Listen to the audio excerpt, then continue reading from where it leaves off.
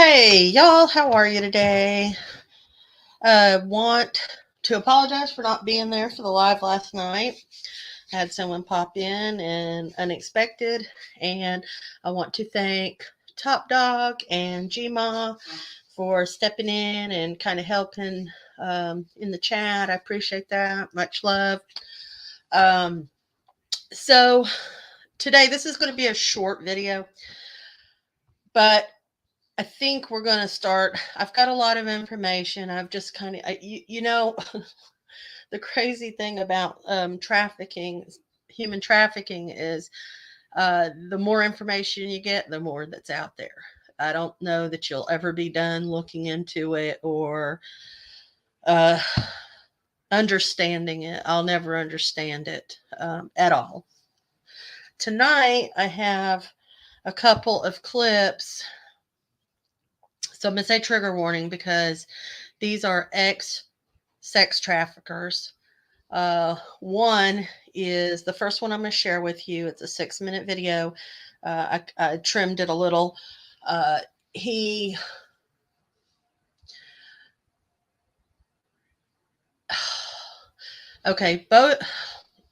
both of these men are talking God and Jesus and all of this, but this is after they got out of this enterprise, or whatever you want to call it, this sick behavior.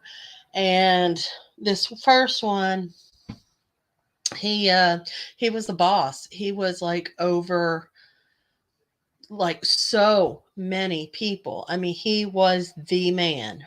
He was buying off cops. He was the man. This was his life, and he's given advice to all of us on how to protect our children. He's hiding his face. I think that's kind of cowardly.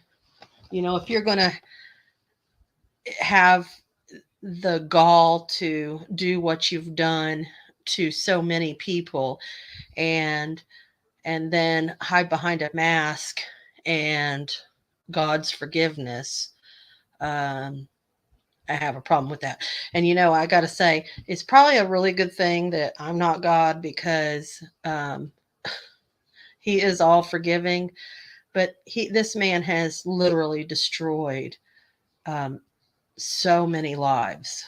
So that's between him and God. That's not between me and him, thank goodness, because I'm not compassionate like that. So it is alarming. He says some pretty tough things. I'm gonna go ahead and mute out. Let's just get with it. Let people know that it's happening in their backyard, and that the people, when it stoops to we're selling 12-year-old and 10-year-old boys and girls for the sex trade, and they're getting raped 120 times a day. I mean, that's reality, and that's not. There's no God in that, and except for Him trying to protect them, and I know He can, and He can make those changes, but when evil abounds, it's because good's doing nothing. You know what I mean? That's powerful. And that's where we are in the world. I think, just awareness. Get it out there and let people know that it's happening in their backyard, not just overseas. It's a real problem here, and it's our high school daughters. And it's so simple. Now, how would they recruit these kids? Ray, as you know, the gangs are recruiting kids at 8 years old.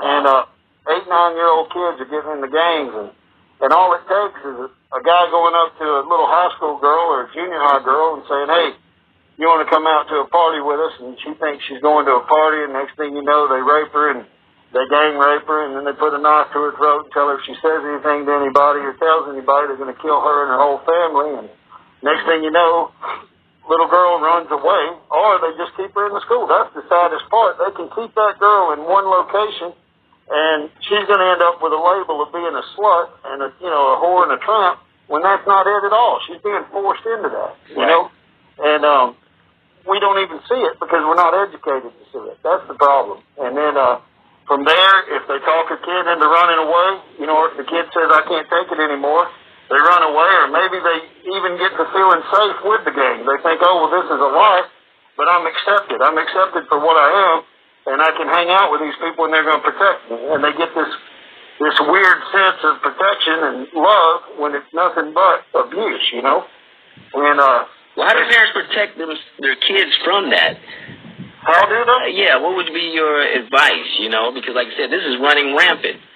The first thing is start noticing who they're hanging out with, noticing what they're wearing, if their clothes change, you know, to where they start wearing more provocative stuff. You just got to be able to talk to your kids, you know, and have your kids feel like they can talk to you. I think that's the problem. But with Jesus, you can have that conversation. You can go to him and say, Lord, this is what I was going on in my life. I need your help. I'm putting it at the cross. Let's get it fixed, because it's a relationship.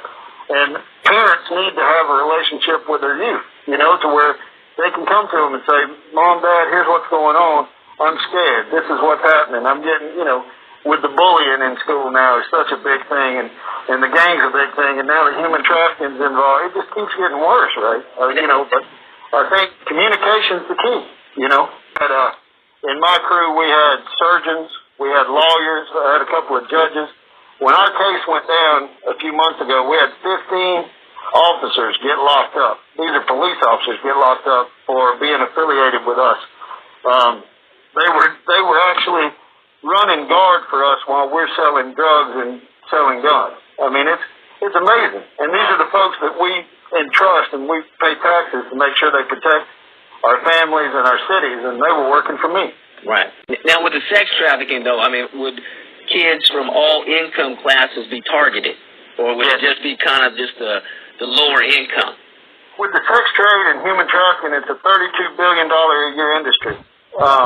27 million kids are slaves right now, you know, or people are in that. You just do all kinds of stuff. There's an organization called A21 that's doing some great things, and the Polaris Project doing some great things. There's organizations out there, but I think the one thing that some of them are sort of not putting an emphasis on is it's here. It's in the East Coast, it's in the West Coast, it's in the middle. Start doing your homework, you know, looking around and seeing as a parent and as a pastor and as a youth pastor and as a teacher and a principal. Start looking it up and start seeing it's here in the United States. So any neighborhood's at risk. Doesn't matter whether you're low income or high income, your neighborhood's at risk. Your kids are at risk to being victims of sex trafficking.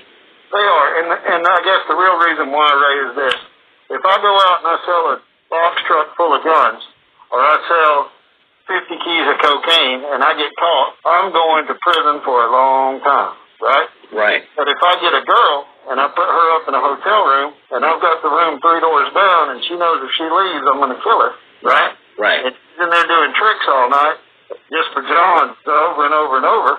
The cops come and bust her.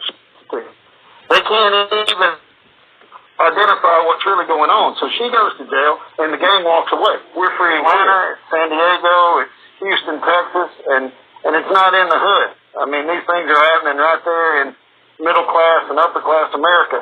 And like I was saying before, the average life expectancy for these kids is 7 years, right? They're doping them up, getting them hooked on dope, and then killing them when they've worn them out. And that breaks my heart. I can't, you know, that's the part I can't swallow, and I can't sleep at night without doing something about it. Right. Now, do you find a lot of satanic cults, you know, are customers of a lot of these sex traffickers, human traffickers, to use these kids for rituals? You know, it's so open on the internet. That's the thing. They can use Craigslist or Backpage or any of these things. They're just advertising the kids right there on the internet. You can hook up with them. And Anytown USA, I guess, is the best way to say it. And anybody can be a predator. I guess that's the best word for it. You know, anybody can be that guy that's trying to buy your kid. And that's the sad part. Involved in sports with your kids. Get involved. Don't use any of that as a way to push your kid off, but instead get involved and show them you're proud of them and that you love them and accept them as they are. That's it. That's it, man. Just be aware of your surroundings and know what's going on know what's going on in your community. There's plenty of program and opportunity. That make y'all as mad as it did me? He's got judges in his pocket, law enforcement in his pocket, lawyers. It could be anybody, he says. Our children are not safe, is what he's telling us. And, it was really shocking to hear that the average life expectancy for one of these people that get indoctrinated into the sex trade is 7 years. And you hear that ARD 120 times a day. Unfreaking believable, y'all. This is unacceptable. And he says that we've got to talk. We're going to talk about it. We're going to start talking about it. Educating ourselves, making ourselves aware of our surroundings and people. And obviously you can't trust anybody, and if he's seen the errors of his ways, good for him, but he has destroyed how many lives? How many? And why isn't he sitting in jail? That's my big question. I mean, he looks like he's sitting on a comfortable sofa and all hidden. Why is he all hidden? Why is he not in jail? What if it was his children? I noticed he had a wedding ring on. What if it was one of his kids that this was happening to? And that's what's so baffling. These people, they have their own children. And he says it's happening across the United States. It is not just in foreign countries. It is happening right here. It's happening in the UK. It's happening in the Philippines. It's happening in everywhere. Everywhere. Children are being taken advantage of and discarded as if they're nothing. And, this has got nothing to do with it, but Biden was saying yesterday that he feels terrible for, where am I going with this? I had a thought and it's left me, but he's saying it's terrible that, I know where I'm going with this. He feels sorry because of the Roe versus Wade it being overturned. He's like, what about the people who are being molested at home, end up pregnant, or ARD and end up pregnant and have to carry that child? Okay, well, he's so concerned about that. How about being concerned about the people that are doing that to the children? How about stricter laws? How about getting out there and promoting that? How about concentrating on laws that actually protect our victims in this world? Children, adults, men, women, boys, girls, it's all. And it's a problem. He said it was a $32 billion industry, but I've read that it was like 50-something billion dollar industry. And that says that we have a serious problem. And if judges and all these higher up people are involved in this kind of thing, who are we supposed to go to? Who can we trust with our children? It's a problem. It's a real problem right here in the United States. For any parent that has a child today, make sure your communication is open. I will agree with him on that. Make sure that no matter what it is that your child is facing, that they feel safe enough to come to you.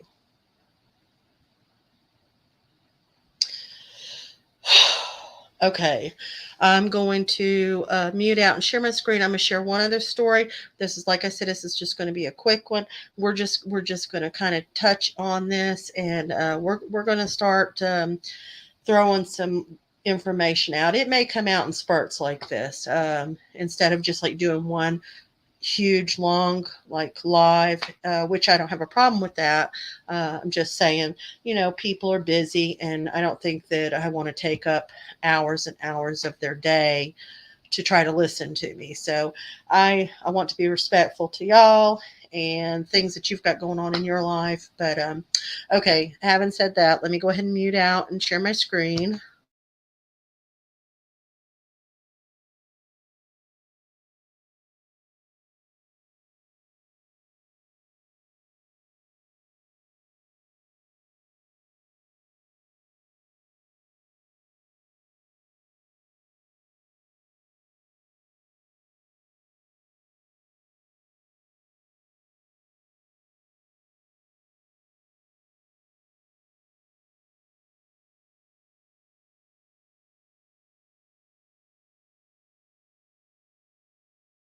and very religious, conservative, legalistic environment. And so, as you grew up, clean cut kid of a pastor, you kind of got some flack at school for being the squeaky clean kid.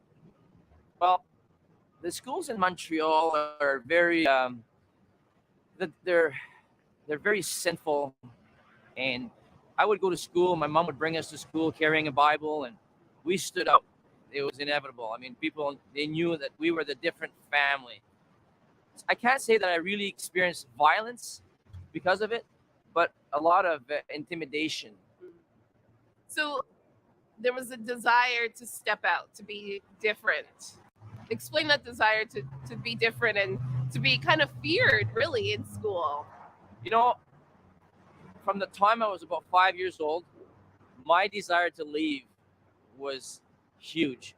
I couldn't wait to just run away and just be who I wanted to be and have no authority over me.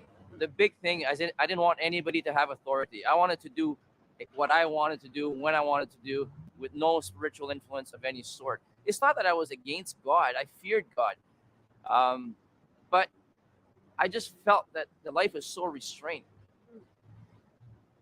And so you eventually left. I was 15 years old when I left. Yes, 15. And what was that like, leaving at 15 years old? Well, being that I was raised so protected from the world, I had no idea what I was getting into. I had absolutely no clue. And I was really scared.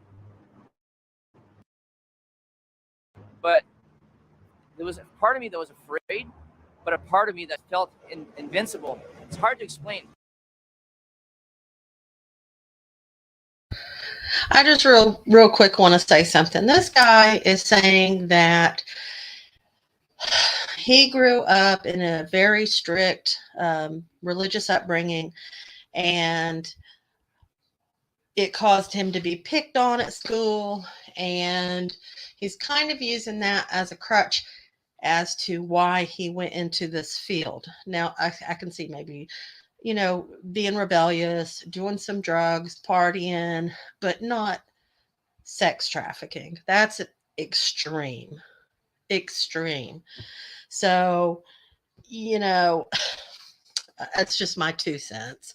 Let's go ahead and get going.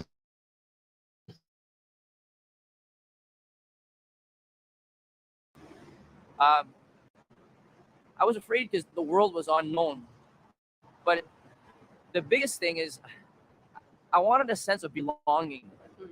And the way I was raised, it appeared in everything I did because I was polite and, I was different. It's hard to get rid of that image.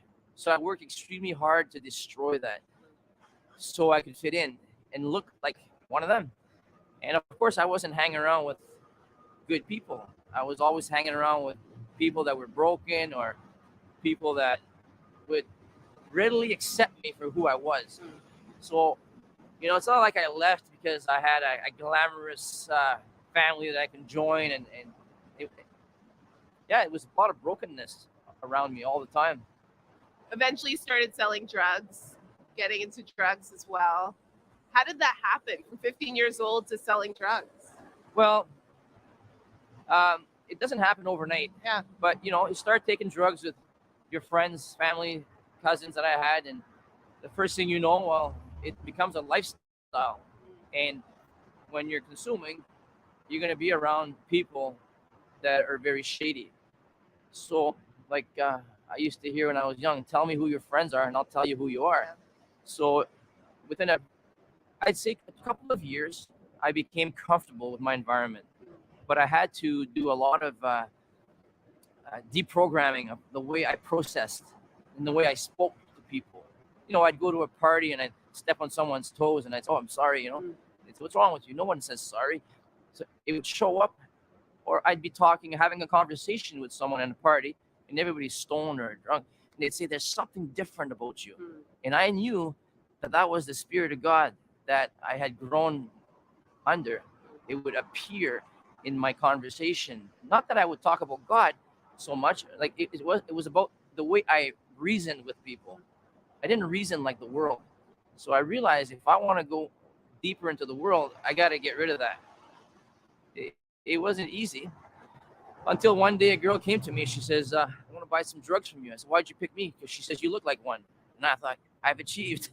It's funny how your reason, once you start getting involved in a sinful life, you start losing every good thing that was valuable. Yeah.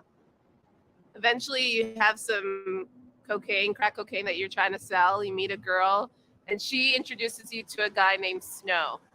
Tell me about Snow. Well, back then, the human trafficking world was completely different than what it is today. Now it's done behind doors. There's very few girls on the street. At that time, Snow, we call him Snow, but his name was Delroy, and he had girls working the streets. I had this cocaine that I needed to get rid of, so she took me to him, and the minute we met, my cocaine was so pure that he absolutely fell in love with me. He says, "You need to supply this to me every day." So, yeah, he had a very expensive drug habit, hundreds of dollars a day. So he rented me a room, and he looked at me and he says, "You'll never have to work another day of your life." So it spiraled very fast. Snow saw something in you and wanted to invest in you. Yes. Tell me about this and entering into this world of human trafficking. Well, again, had you told me that I would have done this within a few years of leaving home, I'd have never believed it, right? How old were you when you first met Snow? I was 15. Yeah. I started human trafficking when I was about 19. Wow. And it was an amazing experience because now I'm with a group of people that are very financially successful. They have these players' party. The girls are all over the place, and they all seem to have a good time. It's when you really get to know them that you start seeing how unhappy they are. Everything is a facade. Everything is a show. But these girls were so broken within a few years. I remember one of them particularly. Her name was Cindy. Within 2 years, she was so skinny, so broken, it was heart-wrenching just to look at her. And all her money was to pay for the pimp's drug habits. And so Snow basically said, "I'm going to make you a Mac." Yes. And what is a Mac compared to a pimp? Well, back then, the term's probably not used anymore. Yeah. But back then, a Mac he was the top player. So you take 100% of the wages and you supply a lifestyle to the girls. So he, we had turfs in different cities, 3 different cities. So we travel from one place to the other, and you have territory that it's yours, right? So there's a lot of guys that were players, but they wouldn't take the salary. They would split it and stuff like that. So the Mac was very possessive, very violent, very dominant. That's what they teach you. To become a Mac is no one's above you. You're on top. In a quick period of time, you had 3 girls working for you. Explain the lifestyle.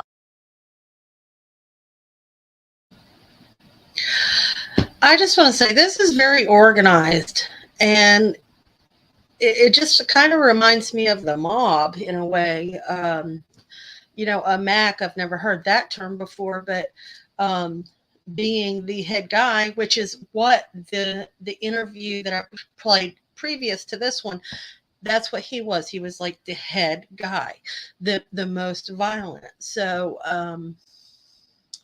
while I'm glad that these people are speaking out and just trying to give us a little bit of education or a little bit of knowledge, it's very disturbing to listen to for me. And this guy being his father was a preacher, his mother was a devout Christian, and he wanted to do this. I don't know. All right, I'm gonna. But what I'm just saying is it's so organized that, like, okay, so we're looking at, like, we've been looking, or I have been looking, like, on a small scale. But I mean, when you start to think about the Epsteins and the very powerful people who have like bukus of money, endless supplies of money, and that can have all these other people working under them, they feel untouchable, and it's so devious. And like this guy was talking about, Cindy, it just in a matter of 2 years, she was just so broken, and it even affected him, but he kept going. So it didn't affect him enough. Okay, I'm going to mute.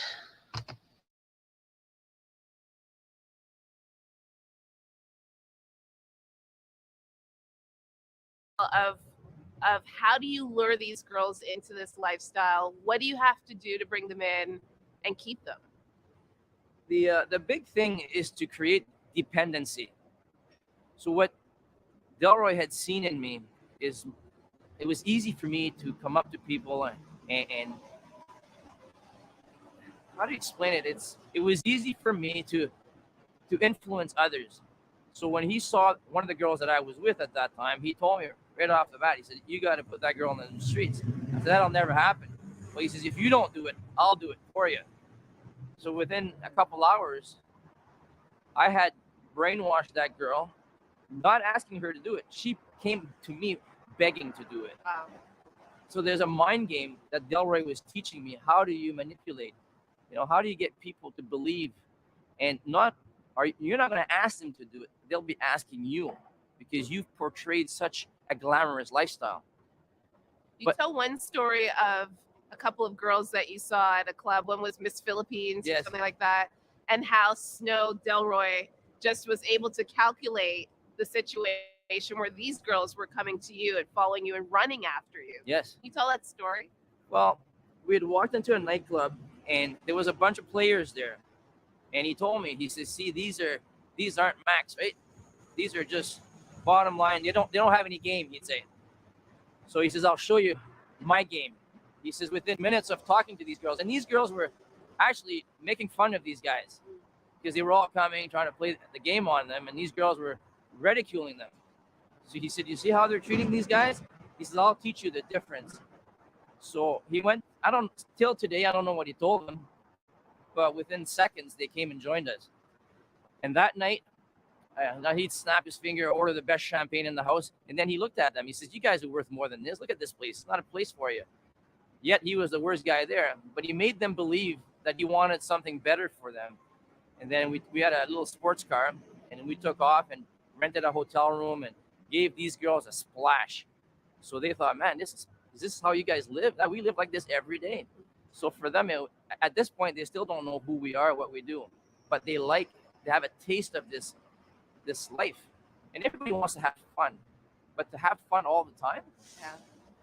So yeah, it's an interesting way. Nowadays, what they do is they get a girl hooked up on crystal meth, and they make her lose her dignity. Once the girl's on meth, they can get her to do anything they want, and freely, like, because they're so desperate. It's cruel. It's horrible. This is why I spend my life fighting this. The thing that almost destroyed my life, well, I'm going to use that tool to destroy the enemy. I'm going to go out there and make sure that I can save someone's life from this destruction. We're going to get to some of your advocacy and how you are trying to change people's lives. But I want to know if a girl wanted to leave the lifestyle, could they? Yes, but you have to replace it with something better. The problem with our society right now is there's a lot of help for drug addiction, but very little resources have been put for girls who want to come out of human trafficking. The big thing about human trafficked girls is they got to be deprogrammed, and they got to feel a sense of worth again. You got to bring back their dignity. And there's not many places like the Joy Smith Foundation, for example. I work with them. Teen Challenge, for example, they work hard. There's several groups that are growing now, but the awareness has just started. Okay, just real quick. Okay, so that's heartbreaking. He says that these girls, if they make it out, they have to be deprogrammed and made to feel like they have self-worth. That is so appalling to me that there are men out there, men, women, whatever, breaking down young children and young adults to making them feel like they are absolutely worthless. And okay, so this guy's turned his life around. He's trying to advocate now, but I'm telling you, it's like, what does that do? Let's just take it from a point of view from one of the girls that either one of these men have done that to, and their lives have been destroyed by them. So but by them doing this, does it create, or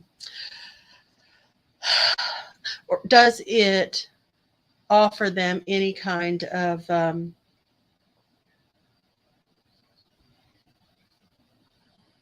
healing? I don't think so. I think these women, men, children, are scarred for life. Scarred for life. And it's heartbreaking to think that they're broke down to the point that they feel like they are nothing.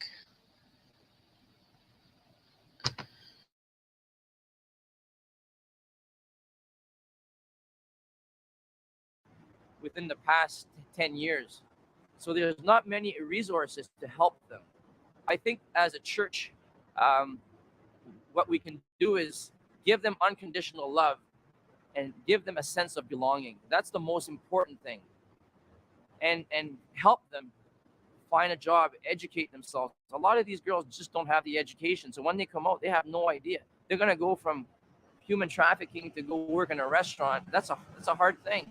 And a lot of these girls have children. And there's different mentalities in human trafficking. Some of these girls, they've actually been trafficked, so to speak, since the time they were 5 or 6 years old. They were sexually abused.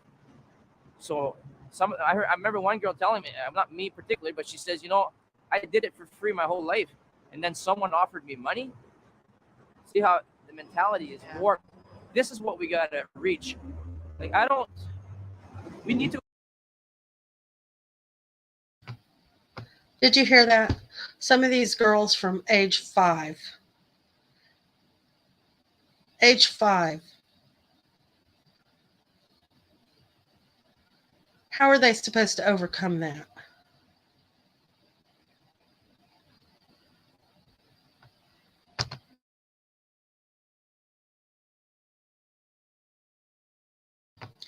And who gives any of these people the right to steal that from another human being?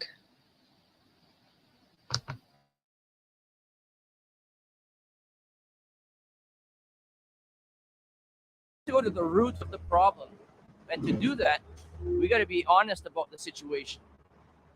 When you were a Mac, when you were trafficking girls, if a girl came to you and said, I want to leave, what would you say to her? Well, technically as a Mac, you don't allow that. You don't. And you make sure that you twist that around, that you'll make her feel like she's doing an absolute mistake. And see, a lot of these girls, they become empathetic towards their aggressor. It's a Stockholm syndrome. They have empathy for their aggressor. If you can get a girl to have empathy towards you, even though you're the aggressor, you've succeeded. That's what they. That makes me think of a person that is like abusive to an animal, to a dog, for example, and they kick and they're mean and they beat their dog, and that dog stands right beside them. You know, I've seen that happen. Not like in my personal life. Just I had some words when I was a teenager with someone that was I saw kicking a dog, and I tried to call the dog over. That dog wouldn't come over to me. Stood right by him because it was so beaten down with fear, and that's what they've done to these people. Sad.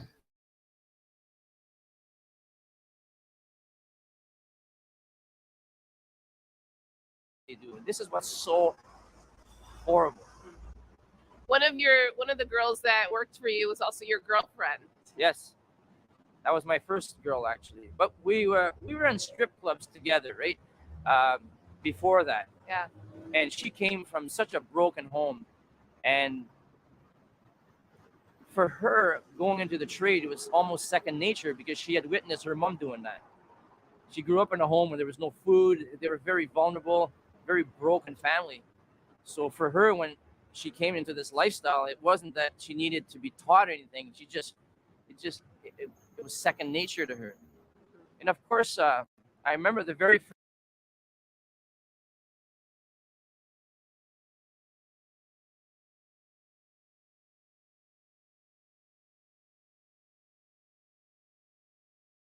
first girl, actually before her, uh, she told me, she says the first time she turned the trick, she wanted to vomit.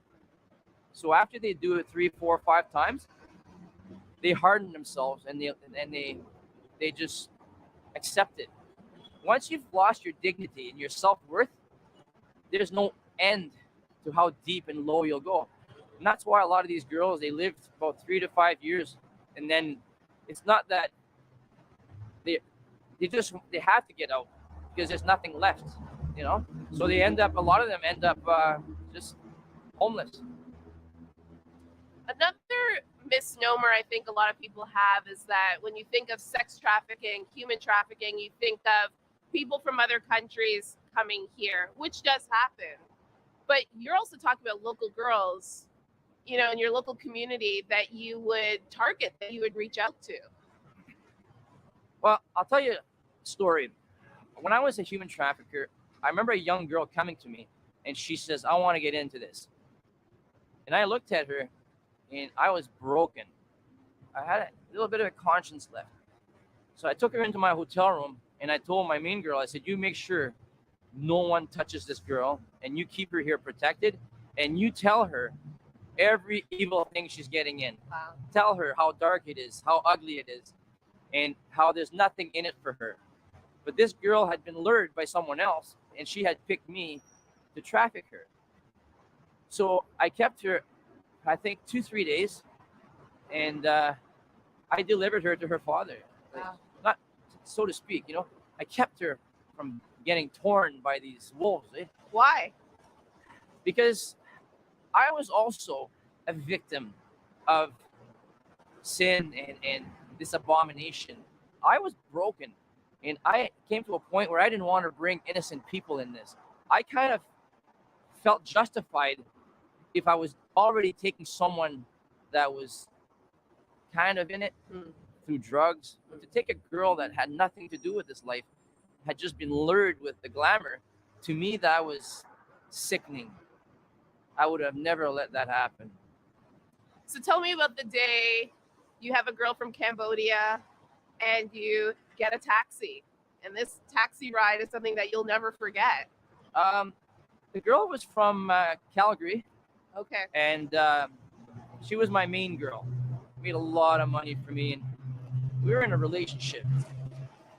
So, anyways, I called a taxi, and it's late at night, and I would always go to the club where all the players hang out. So I get this taxi driver. He's a homely looking man, you know. Just he looked broken and poor, but a sweet awesomeness about him. And he kept looking at me in his mirror. I thought, what are you looking at? You know, what does he want from me? So I dropped off the girl downtown, and he said to me, he said, do you know the way you live is the way to destruction? I thought, well, why is he saying that, you know? I said, yeah, I know that. He says, you know, boy, he says, I used to be in the mafia. I drank 26 ounces every night. My wife was a prostitute. But he said, one day Jesus Christ got a hold of my life. And he says, he completely changed my life. He says, I run a church, a little chapel just down the road. He says, I think you should come there with me tonight and surrender your life to Christ. Wow. And I thought, how do I get rid of this guy? He was so loving and caring. I said, even if I go to your church tonight, God can't save me there. He said, why is that, boy? I said, you know, I got a praying mother, and you know, if I want to go for God, I got to go there, to her church. So I thought I'd get rid of him. But see, that man was a true disciple of Christ, a true example of what we should all be. The guy was poor, really a poor man. He says, okay, he says, I understand. He says, if you come to my church tonight, he says, it's not going to work for you. I'll make a deal with you. I'll drive you to the airport right now. I'll pay for your flight, and you go home and make things right. Well, I looked for every excuse in the book not to take that. I said, you know, I can't do that. I'm on probation. I'm this, I'm that. He says, I understand. He says, I just want you to know that I'm here for you. When he dropped me off at the club that night, I was so convicted, so broken, but in a good way, to actually see someone who didn't tear me down. He didn't tell me I was going to hell. He just loved on me. He poured Jesus. He became the hands and feet of Jesus. Till today, I'm literally following his footsteps in my ministry, because what he did, that's what impacts people on the streets. That's what gets people out. No condemnation. It was about just loving me and passionately. You know, I always say, you know, when my wife and I, we became intimate, children were born. And when we become intimate with Christ, children will be born in the kingdom. So his intimacy with Christ literally bred something in me. Like it just sparked hope. I'll never forget that. Wow. I've been talking about this guy for years. Yeah. No, I'm an amazing man of God. A few years after I got saved, I called him up and told him that his testimony was not in vain. I just wanted him to know that, you know what, he was risking his life every day, reaching out to traffickers and prostitutes. I could have responded in a violent way. I could have been, but he didn't look at that. He just wanted to pour Jesus into me. Life-changing moment. When did you have enough and decide you were going back to Jesus? I didn't go to Jesus. He came to me.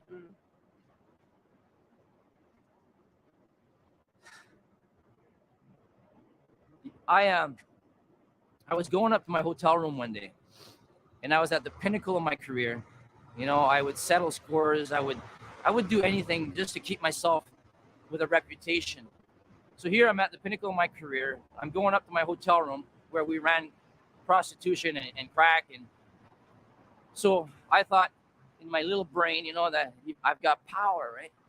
And as I walked towards my room, I went to open the door of that hotel. Something incredible took place. I was completely swallowed up with utter darkness, agony, and terror. I had lost complete control of myself, and I was reaching for my eyes to pluck them out. I wanted to scream. I was desperate. And I thought, if I scream, all the gangsters will come out and say, Donald freaked out, you know, and I'm going to lose everything. And all this is going through my head, but time it's going so fast, right? And I'm struggling.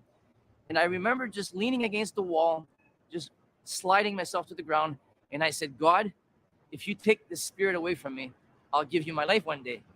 And as I said that, the power of God just, it was like it was tangible. The pure love and peace that came in that hallway was so tangible. It's as if you had taken me out of a freezer where I was shivering to death and put me in a sauna where it was comfortable, warm, and I embraced it. I had never felt that in my life, even as a child. So I walked into my hotel room. I was like on a cloud for days. And people asked me, did you get saved there? I didn't, because getting saved is surrender. So first of all, I didn't think Jesus would have anything to do with a rotten person like me. I thought, I had passed the point of no return. And it's stuff like that I gravitated against my will, because I thought, if God is that interested in me that he's going to let me feel this presence, it must be a ray of hope. So I decided to, I had committed other crimes, and everything just spiraled very fast. My life was in danger, and I was so sick. I had been sick for about a year. It was a chronic disease. I don't know what it is.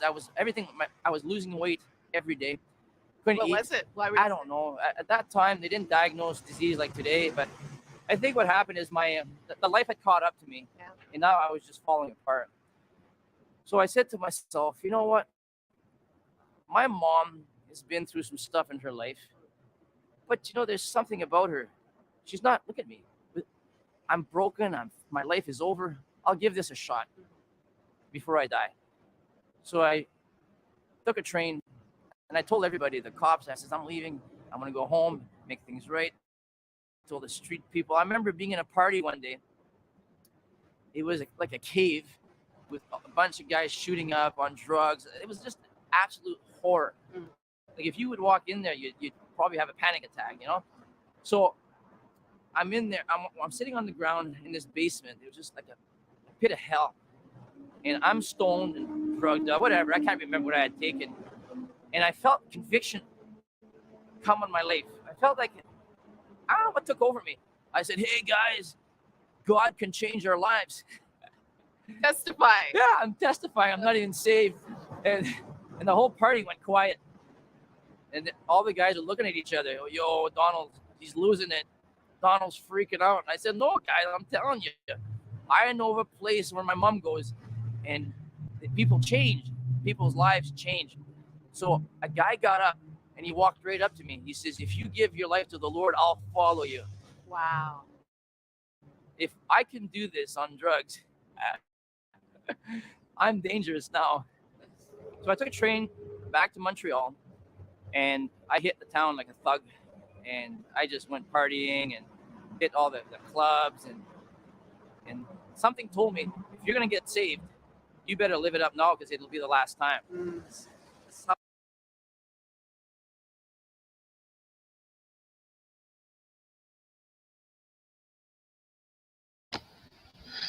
Okay.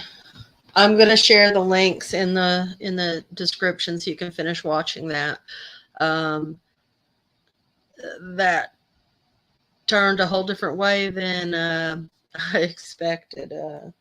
That sounds like God really did get a hold of him, and he really did make changes, and is doing all he can to correct his wrongs.